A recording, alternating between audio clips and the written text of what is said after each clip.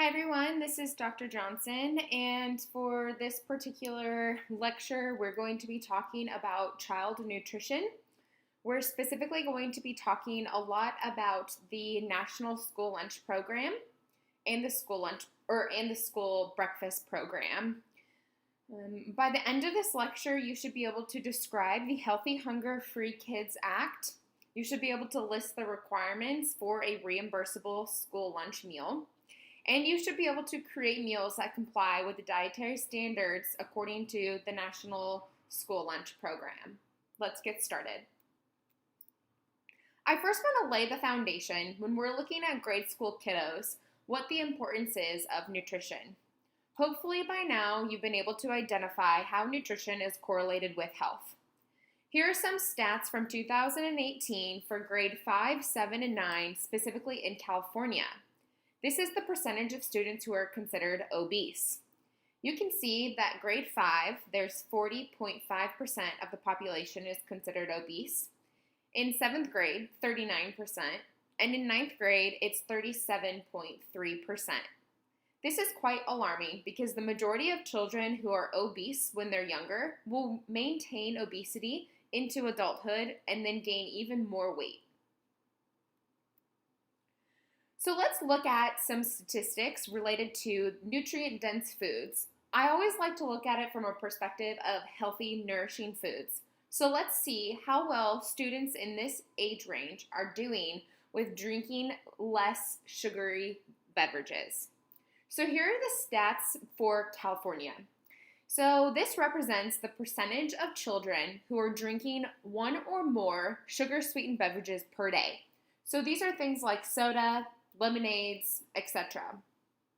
You can see that the majority of overall the population is consuming 40% of children are consuming one or more sugar-sweetened beverages per day. There's really no nutritional value when we look at sugar-sweetened beverages, so it's important that we can decrease the amount of sugary sweetened beverages that kiddos are consuming in order to help decrease obesity. Now, if you look in the San Diego region, you can see that we're doing pretty well in comparison to other parts of the state. If you were to pause this for a second and think about why in these areas where it's a really dark blue, so that means a higher percentage of the population, of the children is when I'm talking about the population, are consuming 50 to 60% of the children are consuming at least one or more sugary sweetened beverages per day. What do you think is going on in these particular areas of the states? If you guessed a low SCS status, you're on the right track. Traditionally, it shows that children who grow up in households with a low SCS have higher rates of poor diets. And we would classify children consuming one or more sugary sweetened beverages as a poor diet. Now let's look at the fruits and vegetables. So this is again by age. So the dark blue represents children who are 2 to 11, and then the yellow represents children who are 12 to 17. So we're also kind of jumping into that teen years. So this particular stat shows the children who eat 5 or more servings of fruits and vegetables per day. Now, it's important to understand that the recommendation minimum per day of fruits and veggies is 5 servings throughout the day. Now, this is adjusted for age group because a 2-year-old is not going to be able to eat 5 servings of what an adult would have. So their portion size and serving is according to their particular needs, which we'll be learning more about later. You can see that less than a third of our children are meeting this recommendation. Fruits and vegetables are loaded full of nutrients that can help decrease obesity, decrease other chronic diseases such as type 2 diabetes and cardiovascular disease, which is heart disease. Therefore, what we want to do is create healthy habits with kids. There's a couple of different avenues that we can do, and I like to just mention these main brief bullet points as we move forward to then discuss the Healthy Hunger Free Kids Act. So first and foremost, good nutrition starts at home. It's important for parents to be the role model because children look up to them. I also love this Bible verse, Proverbs 22:6, where it says, "Train up a child in the way he should go, and when he is old, he will not depart from it." Now, granted, the Bible is talking about our spiritual relationship with the Lord. However, I think it's applicable as well. We want to be able to teach our children that food is not about perfection, and there shouldn't be a rule when we're looking at foods. We should also not label foods as good or bad. We want to make sure that we can understand our child's food preferences and set realistic goals. So yes, there is room in a child's diet for what we would call, quote, kid foods, or I like to call them play foods. So things like Rice Krispie treats. Now granted, we don't want that child to eat Rice Krispie treats all day long, every single day. However, we should be able to build that in with a balanced diet of healthy foods like fruits and vegetables. With that, we can provide our children with confidence. We want to make sure that we can build confidence with their food selections at home. So then when they go over to their friend's house, they know how certain foods make their bodies feel. This is important because a lot of parents, out of good intentions, restrict or don't allow, let's say, sugary foods or fast food in the home. However, as soon as you let that kiddo out of the house and they're at their friend's house who has that sugary food, they're going to binge eat it and get as much as they possibly can because it's not allowed in their home. So this is when it's important to have those boundaries and provide a balance. You should be reading this week about Ellen Sater, and one of her principles talks about the division of responsibility. This is essentially saying that as a parent or a provider, you have the responsibility to offer the child choices, but the child also has a choice on what they're going to consume or what they're not. So let's get into one of the largest acts that overhauled the school lunch program. This is called the Healthy Hunger Free Kids Act. It was enacted in 2010 by Michelle Obama as First Lady, and it was effective beginning in 2012. The Healthy Hunger Free Kid Act is a requirement from the U.S. Department of Agriculture, or the USDA, which mandated an update to the nutrition standards provided in school lunch programs. For those of you that are unaware, the school lunch program is a service that is offering foods to children who come from income-based homes that need assistance with their food, and then also for children who come from affluent homes and just want to have a hot lunch at school. What exactly did the Healthy Hunger Free Kids Act change? Well, we'll get into those details in just a bit.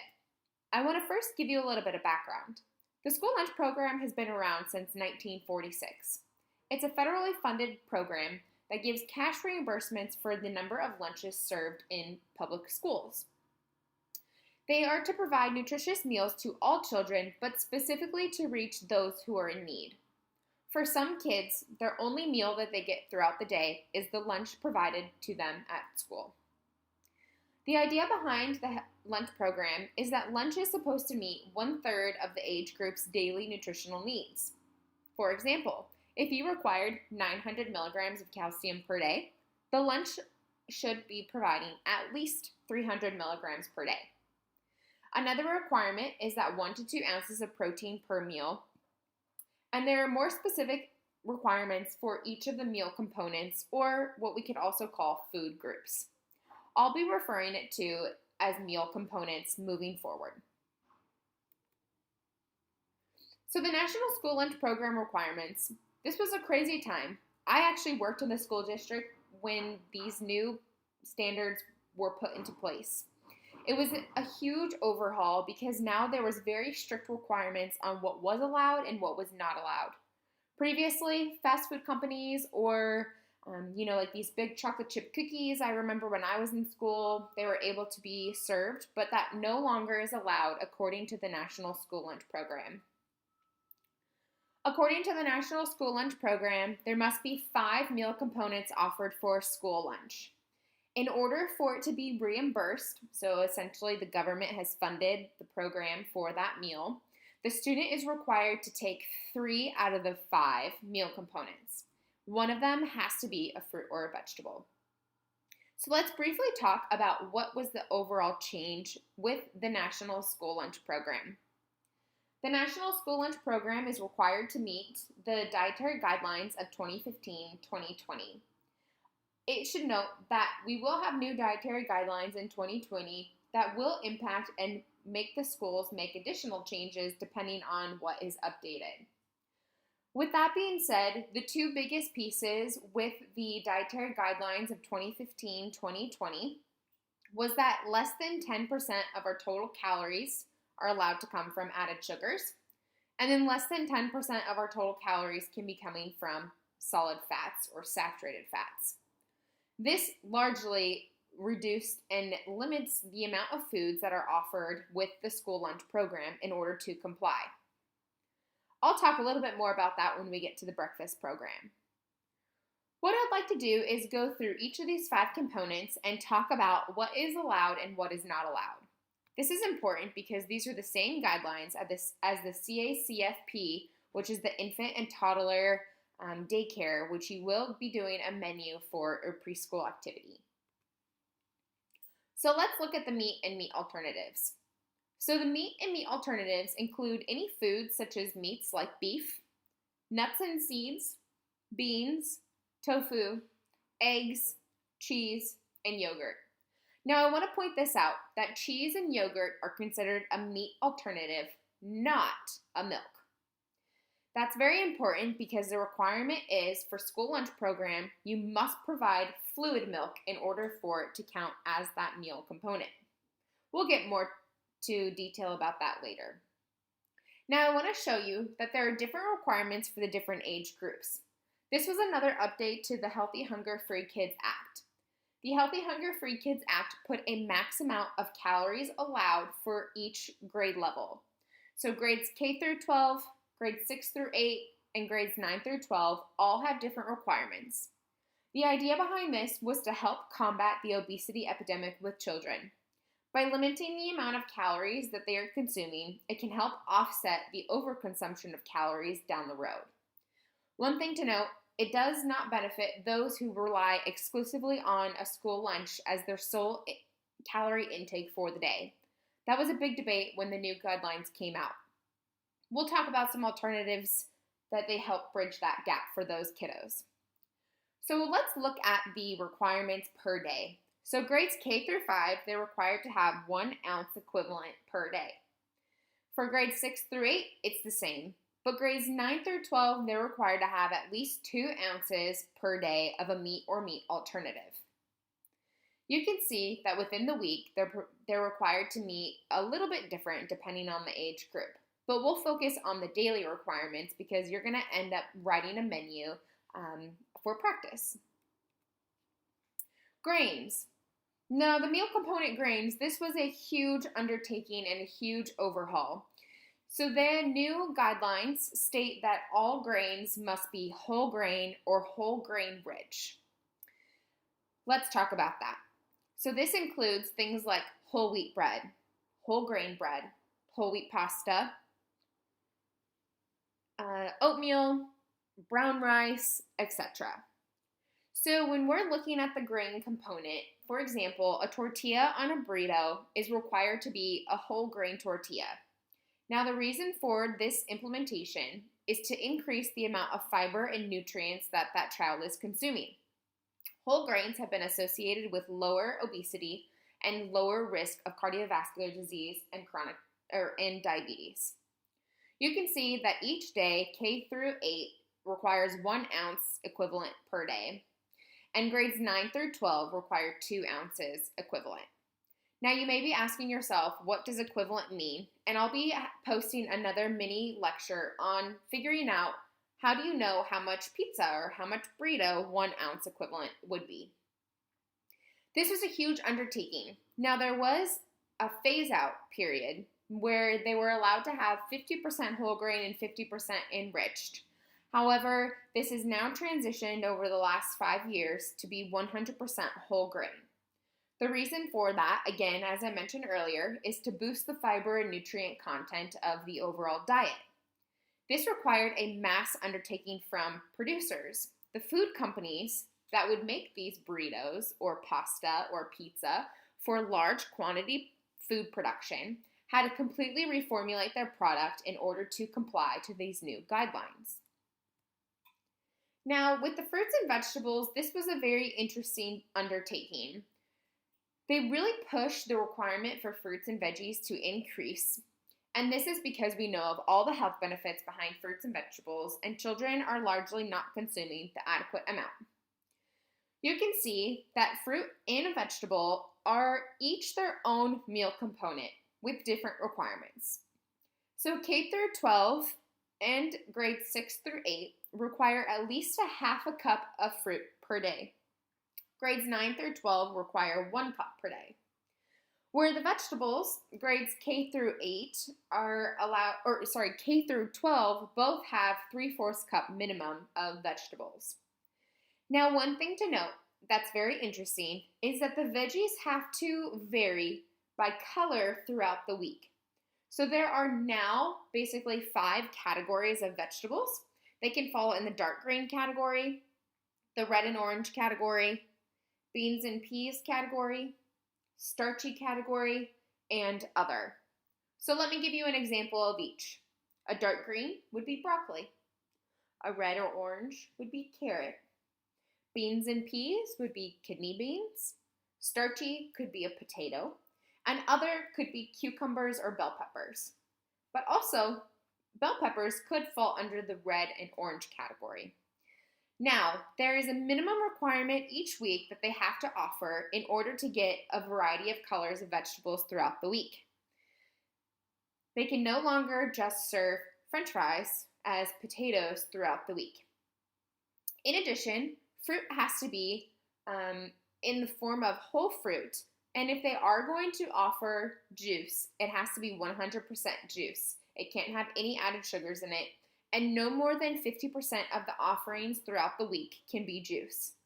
For example, there's 5 days in the week. If they had fruit juice for 3 out of the 5 days, that would be too much. So you're limited to only serving fruit juice 2 days of the week. Now let's talk about milk. Milk was really interesting because, as I mentioned earlier, milk must be a fluid milk.